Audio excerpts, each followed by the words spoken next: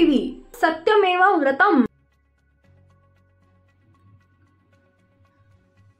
मागील काही दिवसांपासून भाजप आणि त्यांच्या मित्रपक्षांकडून सातत्याने लोकसभेतील विरोधी पक्षनेते तथा काँग्रेस नेते राहुल गांधी यांना हत्या करण्याच्या आणि जीविताला धोका निर्माण करण्याच्या धमक्या दिल्या जातात। राहुल गांधींना धमक्या देणाऱ्या नेत्यांवर गुन्हे नोंद करून त्यांना तातडीने अटक करावी अशी मागणी माजी आमदार भाऊराव पाटील गोरेगावकर आणि पोलीस अधीक्षक यांच्याकडे निवेदनाद्वारे केली आहे। निवेदनात म्हटलंय की गेल्या काही दिवसांपासून सातत्यानं भाजप आणि त्यांच्या मित्रपक्षांच्या नेत्यांकडून लोकसभेतील विरोधी पक्षनेते राहुल गांधी यांची हत्या करण्याचा, त्यांची जीभ कापण्याच्या धमक्या दिल्या जात आहेत। त्यासाठी बक्षिसं जाहीर केली जात आहेत।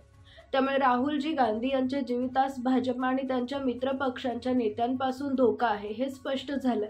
दिल्लीतील भाजपचा नेता तरविंदर सिंह मारवा यानं राहुल गांधींची हत्या अवस्था त्यांची आजी इंदिरा गांधीप्रमाणे करू अशी खुलेआम धमकी दिली आहे। भाजपच्या केंद्रीय मंत्री रवनीत बिट्टू यांनी राहुल गांधी यांना दहशतवादी म्हटलंय।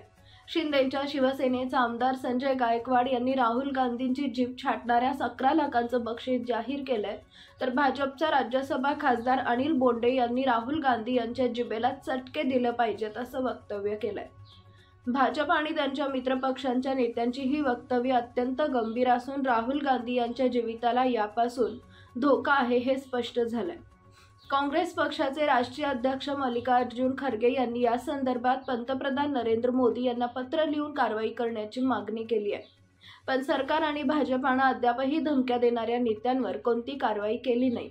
त्यामुळे हे सर्व जाणीवपूर्वक सुरू आहे हे स्पष्ट झालंय।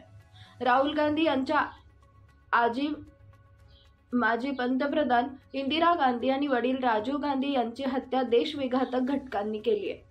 त्यामुळे या धमक्यांना गांभीर्यानं घेण्याची गरज आहे। विरोधी पक्षनेते राहुल गांधी सातत्यानं संसदेत आणि देशभरात सामाजिक न्यायाचा आवाज बुलंद करत आहेत। जातनिहाय जनगणना करण्याची व आरक्षण देण्याची मागणी केली आहे।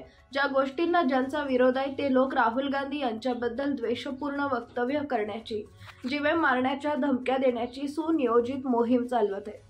तरी राहुलजींना धमक्या देणाऱ्या नेत्यांवर गुन्हे नोंद करून त्यांना तातडीने अटक करावी अशी मागणी करून माजी आमदार भाऊरावजी पाटील गोरेगावकर यांच्या नेतृत्वाखाली गांधी चौक इथं धरणे प्रदर्शन करून पोलीस अधीक्षक यांना निवेदन देण्यात आले।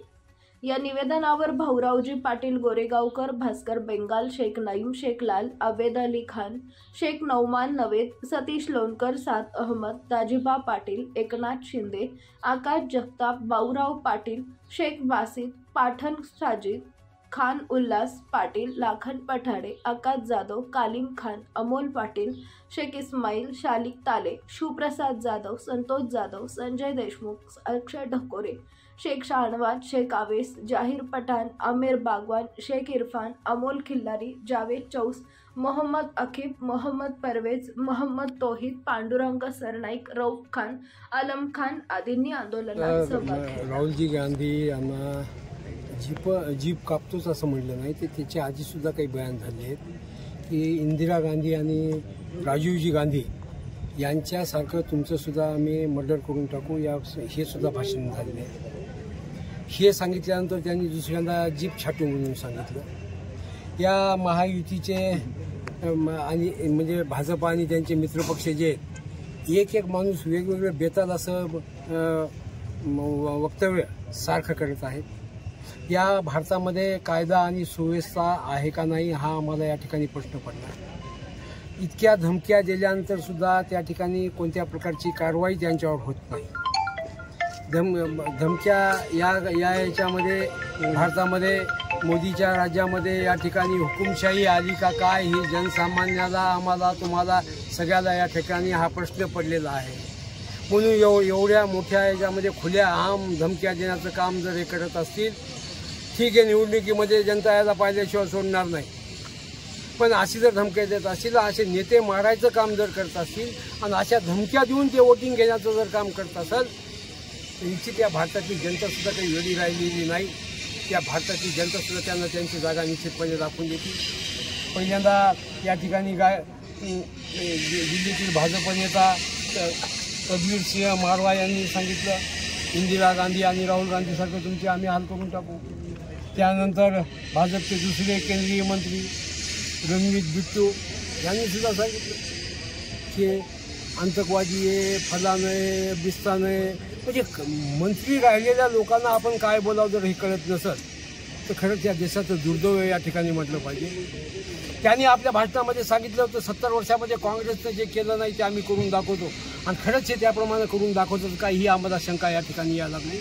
त्या 70 वर्षामध्ये हा काँग्रेस या ठिकाणी स्वातंत्र्यामध्ये जगत होता आणि आज हुकुमशाहीमध्ये जगतोय आणि ती हुकुमशाही नष्ट करण्याकरता आम्ही निश्चितपणे लढा दिल्याशिवाय या ठिकाणी राहिला. मग ते संजय गायकवाड असो, ते बोंडे असो, वेगवेगळे वक्तव्य या ठिकाणी जिभेचे चटके द्या. अरे काय तुम्ही बोलताय, काय दम असेल तर समोर या, काय करायचं पाहून.